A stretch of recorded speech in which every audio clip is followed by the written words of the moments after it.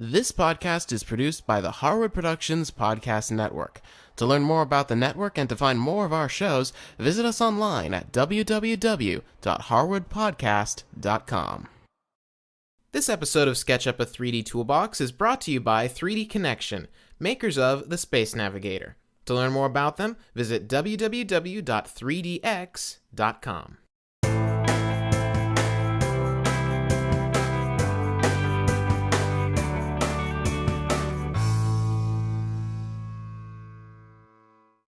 Hey there guys, and welcome to another episode of Sketchup, a 3D Toolbox. I'm Cameron Harris, and this is episode number 20. Today we're going to be talking about a very interesting tool in Sketchup, the Follow Me tool. Now this is a little bit more of an uncommon tool. You're not going to use it very much, but when you do use it, it is going to be a lifesaver.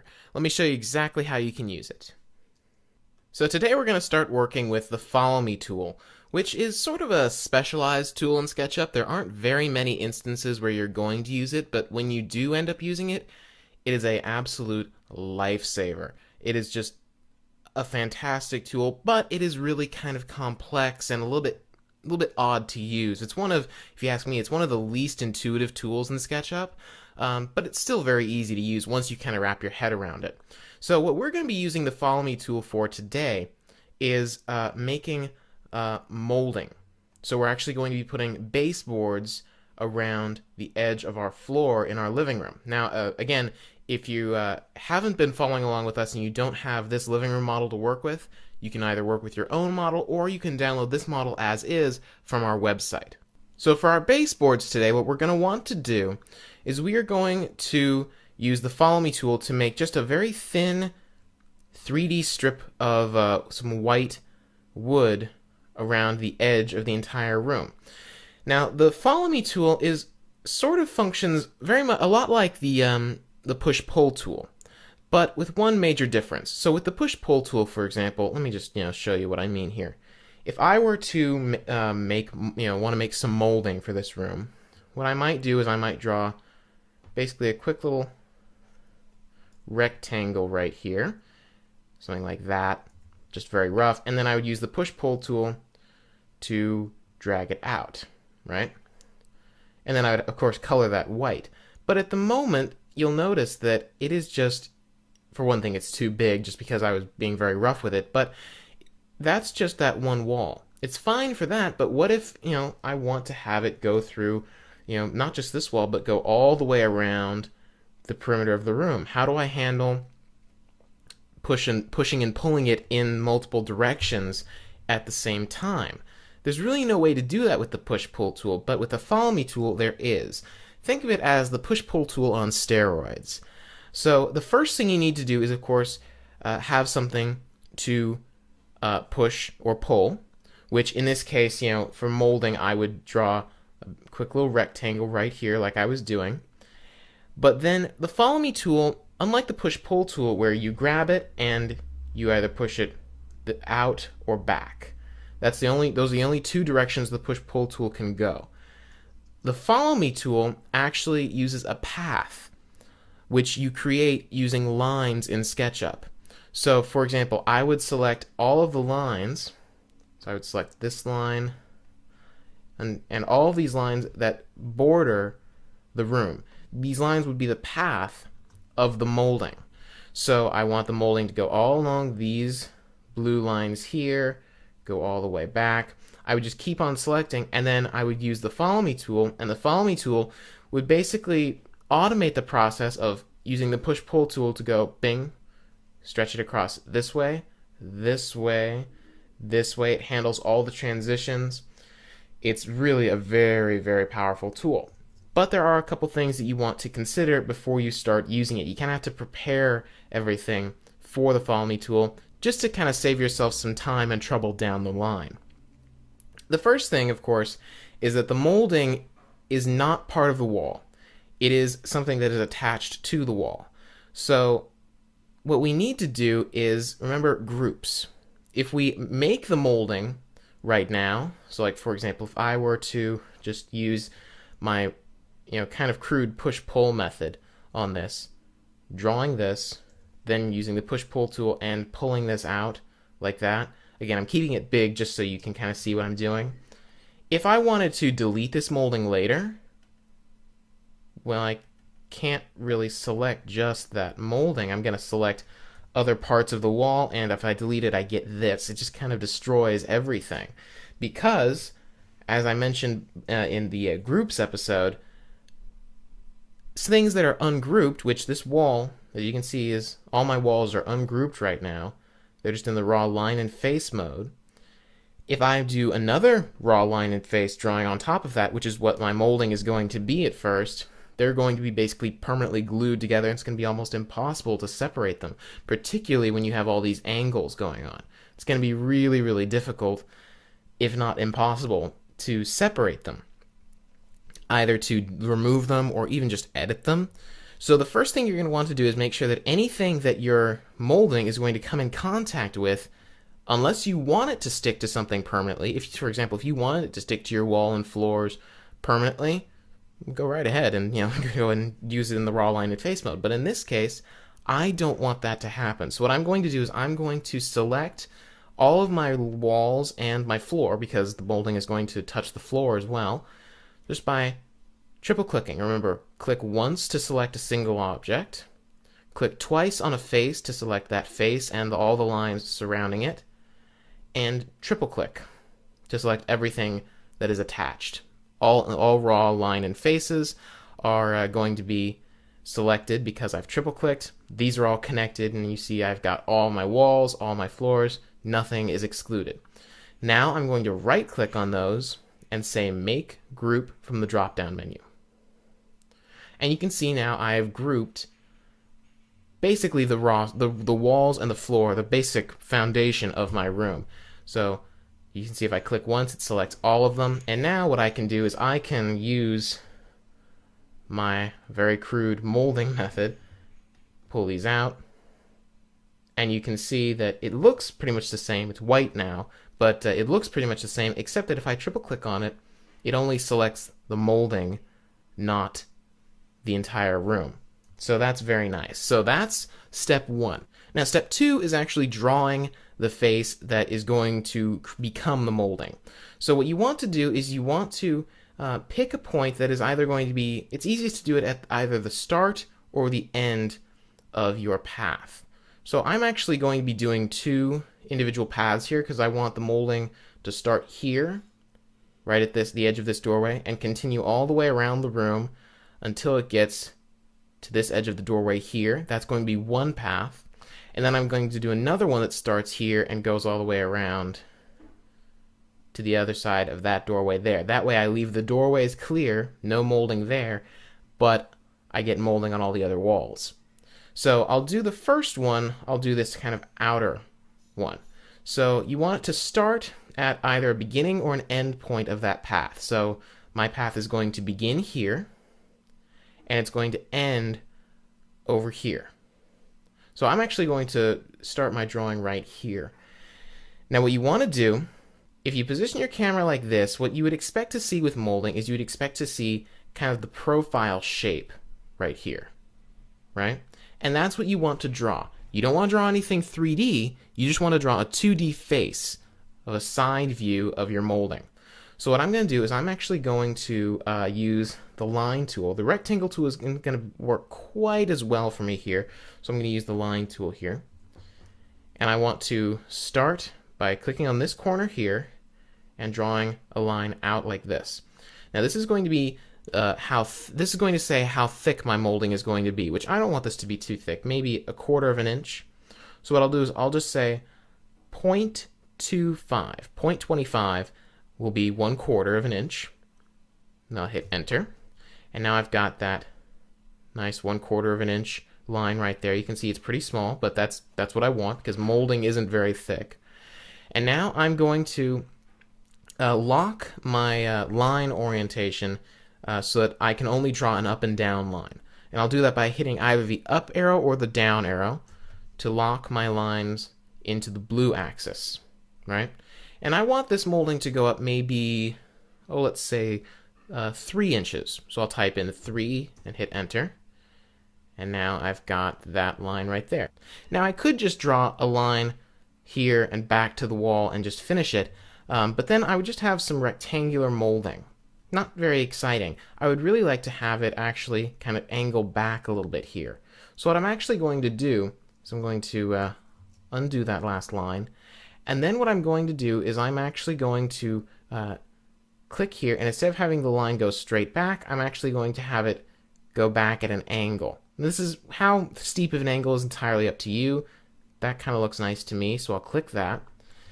And you'll notice that we now have kind of a profile of what our molding is going to look like, but the profile is see-through. There's no face there. And that's because, remember, we grouped these walls. So under normal circumstances, you would think, well, the rules of SketchUp state that if you enclose a face on all sides by lines, a face will automatically be created. Well, look at this. We've got lines surrounding on all sides. We've got this line here, and this line here, and this line here, and this line here. But that line is part of a group. As such, it doesn't affect this raw line and face model that we're creating out here. So what we need to do is we actually need to redraw this line by clicking up here at this point, drawing right down, and although it looks exactly the same, it creates a face. SketchUp now sees that there is an actual line there. You see if we click it, it selects that line, not the group. So we've got that, and we now have a face. You need to have a face to use the Follow Me tool. You can't just use raw lines. So now we've got a nice profile of what our molding is going to look like right at the point where we want it to start. So the next step to use the Follow Me tool, I know this is a lot of setup before we even start using the tool, but bear with me, it's going to save you a lot of time in the future. The next step is to figure out what path we want it to use. So I've figured out before that I want my path to go along here, along the edge of this wall, all the way back to the other side of the room. So what I would need to do is I need to actually use lines, not faces, but lines, to create a path for the Follow Me tool to use. So that way it would basically say, okay, you've selected these lines for the path, I will follow these lines until I get to the end, and then I'll basically push and pull your face that you're having me use just all the way along that path. Now again, you might think, okay, well that's perfect, we've already got these lines here, but those lines again are grouped. And a Follow Me path needs to be in the same group as whatever face you're using it with. So we couldn't go into this group like this and select those lines. It needs to be out here in this main group where we have our face right here. So what we need to do is, just like before, we need to redraw these lines. So we'll just use the line tool, and because we're using existing lines, it's actually going to be very easy. We can just basically trace it.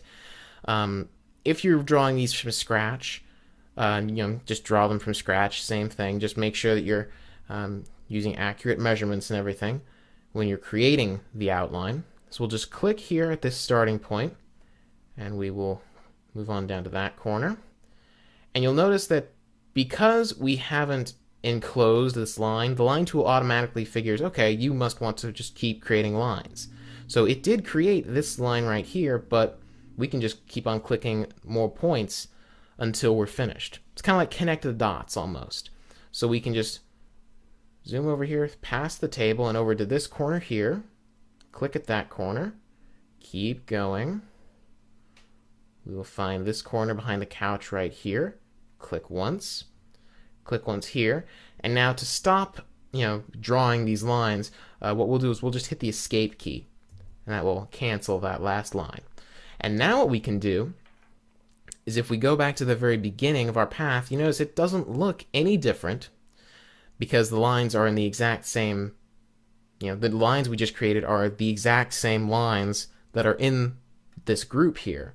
So we can't see any difference, but there is a difference as far as SketchUp is concerned, because if we select that line, we can now select just that line, not the whole group.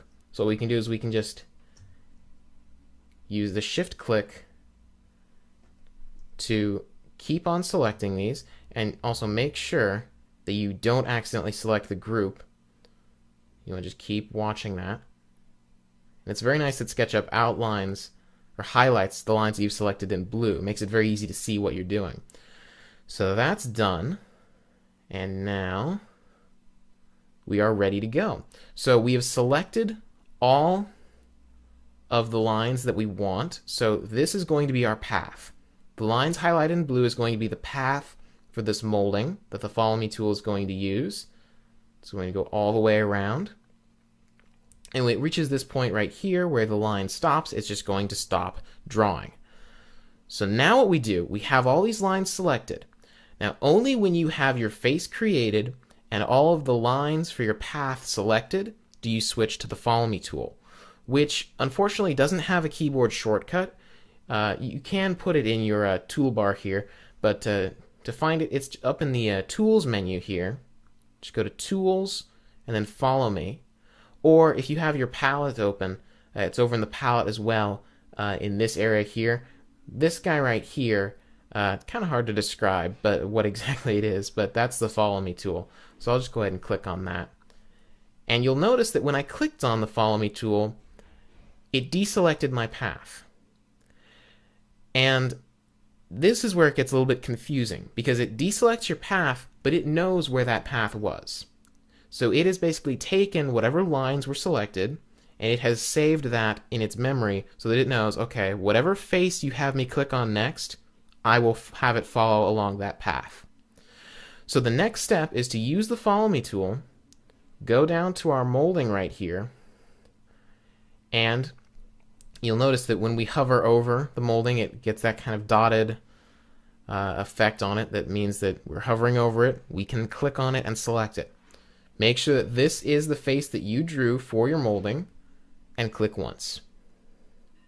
This is where it gets very cool. Look at all that the Follow Me tool did. It took the molding, just that little two-dimensional outline, mind you, and extruded it all along this path right here, all along to this point, at which point it just stops. And you'll notice even at the corners, look at what it did. It even managed to make it so that it's actually at an angle, a perfect angle right at the corner. You can imagine how long this would have taken you to do manually. You might think, well, it's kind of a big deal. It's a lot of effort, to do this. You gotta, make sure everything's grouped. You gotta draw your path, and then you've got to select your face. That's a lot of work for this. But in reality, this is going to save you so much time down the road. Now, one thing that I do want to point out is you'll notice that the molding is purple. And that's because I covered this in a previous episode, but I just want to kind of re-emphasize the point again, is that faces, when you first create faces in Sketchup, which these have just been created, so they don't have any textures or colors applied to them, these faces have two sides to them. There's one side which is intended to be facing out, and that side is colored white. Then there's the back side, which is supposed to be facing in. You're never supposed to actually see that, and that side is this purple color. Now, with the Follow Me tool, it's kind of unpredictable as to whether it's going to have the sides facing right side out or right side in, which is the case here. But there's a very easy way to fix this. It's kind of a small detail. It doesn't actually affect the structure of your model, but I really like to make sure that you have the white side facing out. And this is where you'll see the benefit of grouping everything before we made this molding. I can just triple click on the molding here, and it selects all of the molding but nothing else. None of the walls, none of the furniture, none of the floor, nothing. And it selected all of these faces that have their right sides facing in. So now what I can do is I can right click on the molding, and you see this command right here that says reverse faces. If we click that, you notice they all turn white. I'll just deselect and you can see they're all white. Now that means that for one thing, we have the right sides facing out, but also that's exactly the color that I wanted for my molding. And there's just one last step here. You'll notice that the angle that we created, when it extruded it into 3D, we now have this line, this hard line, that basically means that we have not a right angle, but a hard angle right there.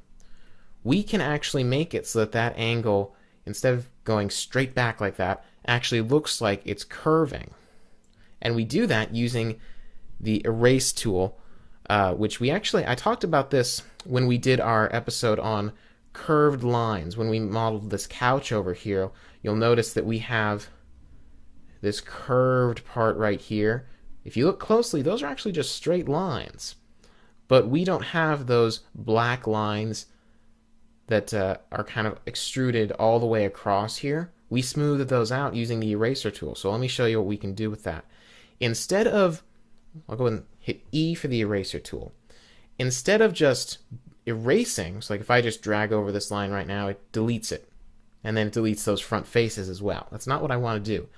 I want to hold down the Option key or the Alt key before I start dragging. And when I do that, it's going to switch it into the Smooth tool or the Soften tool, depending on who you ask. And if I just drag over that one line, look at that.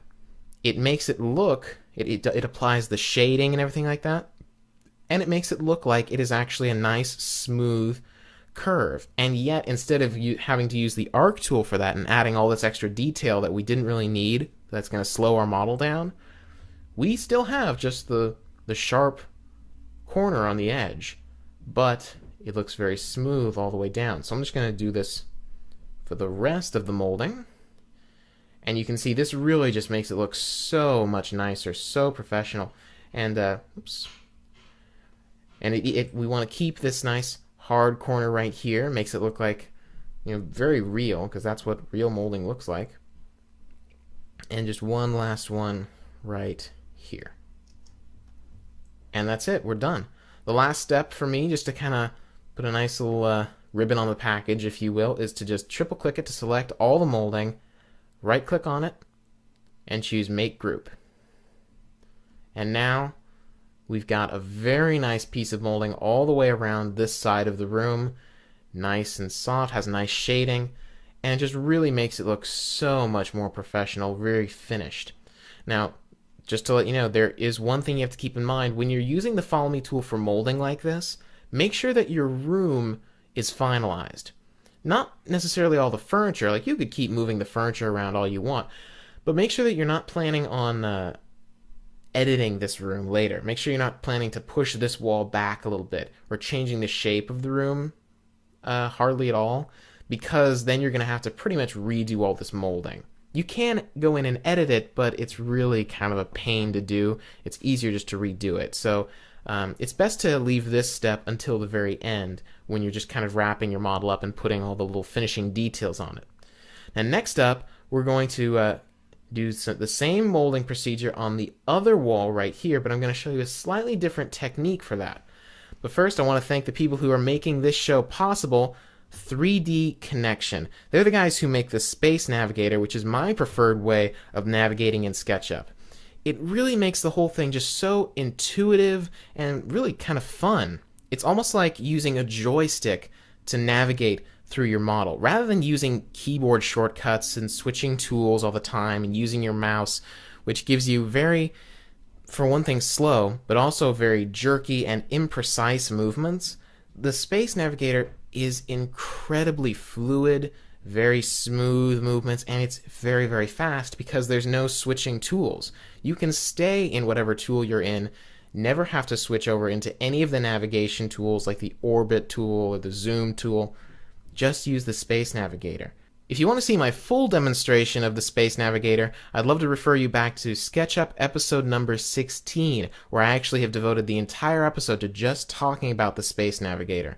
I've been using this thing for almost 2 years now, and I have never looked back. In fact, when I move over to another computer on SketchUp and it doesn't have a Space Navigator, switching back to those old navigation tools just feels so archaic. If you want to learn more about the Space Navigator or figure out where you can get one for yourself, be sure to visit 3D Connection's website, which is www.3dx.com. I want to thank them so much for their support of SketchUp, a 3D toolbox. Now, getting back to our molding here, as I said, what I just showed you is kind of the easy way of using the Follow Me tool.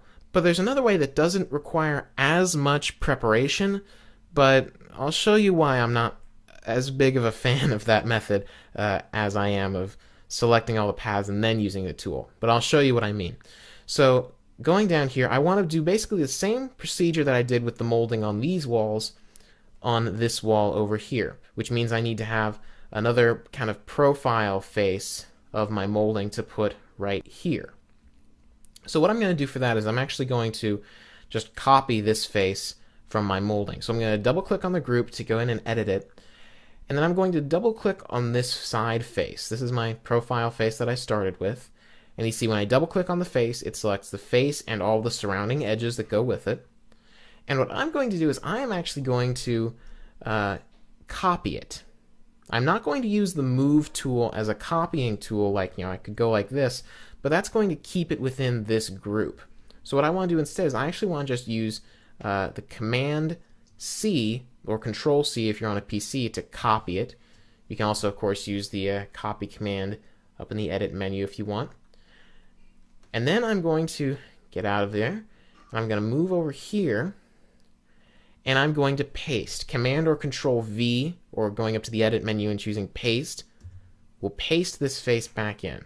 And now I have an exact duplicate of that face that I can then now position wherever I want. Now, of course, I have no control of what handle, what point I'm actually grabbing it by. And as you can see in this case, I'm grabbing it by the outer point, which isn't very useful. So what I'm going to do is I'm just going to click to set it down here. And then I'm going to grab it by this bottom corner right here, move it back, line it up with this corner right there, and done. That looks great. Now I'm just going to reverse the face so I have the white side facing out, and I'm good to go. So now the next step is this method still requires me to retrace the lines for the path that I want to use. Because they're again still grouped, so the Follow Me tool can't see them if I'm out here. It can't use them. So what I'll do is I'll just go ahead and switch to the Line tool, and I'll just retrace these. Just real quickly here, move over to this corner. Move over to this corner. You can see how easy it is to navigate through all these legs and things like that with the Space Navigator. It just makes it so fluid and so easy, and you don't have to go through walls like you usually do with other navigation tools. So I've got all those lines drawn, and now, normally, if I were using the same method that I used last time, I would select all these lines, so go through, select all of them, and then just click once on the face with the Follow Me tool, and it would kind of do everything automatically. However, there is another method that I am not as fond of, but I'll show you how it works just so you can take a look at it for yourself. What you do is making sure you have nothing selected, and a good way to do that is just kind of click off in this kind of green and blue background area out here, deselect everything, click on the Follow Me tool, and then again click once on the face. But you notice that this time nothing has really happened. Instead, I'm actually very much like the push-pull tool where you click once and then you can drag it forward and backward, out and in like this. What you do is you just actually drag it along the path, along any path you want, manually with the Follow Me tool. Now this allows you to choose your own custom path without having to go through and select it all. But I'm not as big of a fan of this method because, as you can see, it actually takes just as long sometimes to go through with this method than it would to just select the face, all the lines manually. And also, when you finish it, it looks fine, right? But honestly, I was extremely lucky in this case. It takes quite a bit of coordination and skill to get it to go like this. In fact, I can't actually believe I was able to do that. Let me show you what I mean. In this case, because these are the only lines that the Follow Me tool can latch onto, it was pretty easy. But if this was not grouped, which there are times when things will not be grouped, let me show you what I mean. I will draw a quick line right here, just to make it as if there was a line there that was, not grouped for some reason. If I switch to the Follow Me tool with this guy, and I'm going along here, it's just as easy to go up like this along this line, then go like this. And once you start going up this path, it's kind of difficult to get back to this method. And if you do make a mistake, you've kind of got to start over. So honestly, I really prefer the method of just going through, taking the time to select your face manually. That way, if you make any mistakes with your selection, no big deal. You just deselect that particular line or object. You aren't actually creating your molding or your objects at the moment. And once I've got that selected, switch to the Follow Me tool, click once, and you're done. That is really it. So I really do prefer that method, and admittedly, the method where you're actually kind of dragging the face along the path yourself is probably a little bit more like what was intended to be the typical use of the Follow Me tool, because that really kind of, that is what the tool is called, Follow Me. And if you do it where you're actually dragging it, it really is following your cursor around. But selecting the path manually and then just having it automatically go through all those lines instantly is way easier. It actually takes less time in most cases, and you're going to be way more accurate with it. So the only thing left to do with this guy here is to just smooth out these faces right here.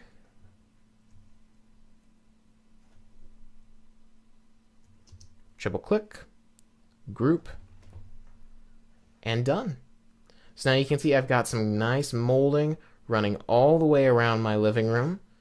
It's a very nice finishing touch. And keep in mind, this is not just intended to be used just for molding. All right, this could be used for almost anything. Admittedly, yes, decorative touches like this that kind of surround the entire room, it is used quite a bit for that. You could, for example, create crown molding that would go all the way around the edges here. You could create borders along windows here. You could do kind of a fancy molding around the outer sides of these windows if you wanted to. Where the Follow Me tool really kind of pays off is when you have, if this was just a big straight line, the Push-Pull tool would be way easier. But in this case, because we have all these corners and everything, look at this detail that it's done right here. You need a lot of skill and a lot of time to be able to model something like that much detail, and at all of these corners. I mean, this molding alone, this is a pretty simple room, and we have 1, 2, 3 corners on that side of the room alone. So it really, really pays off to go through, draw the path, select the path, and then select your face and just have it do all of that automatically for you. So as you can see, the Follow Me tool is a little bit complex to use, and it does require a little bit of setup before you can actually use it, but it will save you a ton of time down the road. And it is really great for these kind of detail-y things like molding, frames, borders, anything you can think of practically that you want to duplicate across a path. Now, until next time, be sure to visit our website at www.harwoodpodcast.com. There we have show notes, lesson files that you can download, all kinds of great stuff. And if you have any questions or comments for me about the show, you can send me an email at cameron@harwoodpodcast.com. Until next time, I'll just say goodbye and good modeling.